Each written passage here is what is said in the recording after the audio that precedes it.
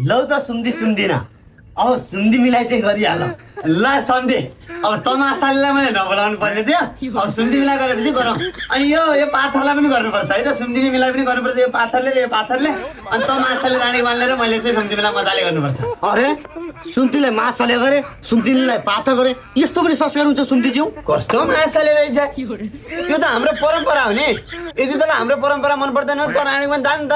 तमासाले नगर ल म हाम्रो छोराछोरीको बिहे क्यान्सल गरिदिउँ त्यसो भए यो हाम्रो परम्परा हो भने थाहा छैन बुढा हाम्रो छोराछोरीको लागि भयो भने हामीले सहनु पर्छ सुन्तीहरूले जे भनेको छ त्यही गरौँ ठिक छ अब मेरो बर्थडेले भनेर हो नत्र म सुन्किसकेको थिएँ म फेरि सुन्क्यो नि सिधै आइफोनले हान्छु कि मेरो बानी खराब छ नि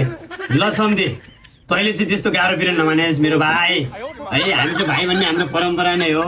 अब यो हाम्रो परम्परालाई तैँले मान्दैनस् भने चाहिँ हामी बिहे क्यान्सल गरौँ तर यो चाहिँ तैँले मान्नुपर्छ मेरो भाइ त्यही भएर चाहिँ यति कुरा याद राख ल सुन्दिमीलाई सुरु गरौँ अब तिमीहरूको परम्परा के छ त्यो पनि सुरु गर मेरो भाइ मैले भनिरहेको छु है सम्धि माछाले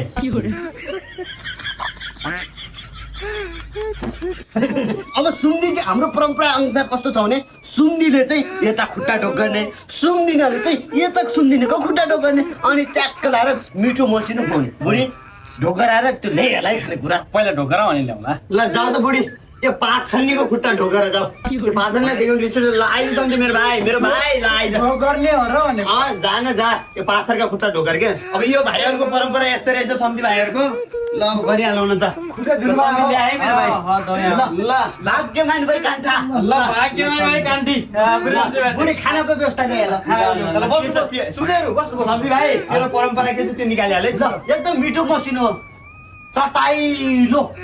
अचार हो कि यो के हो सगुन हो लिनु सुन्छु राजा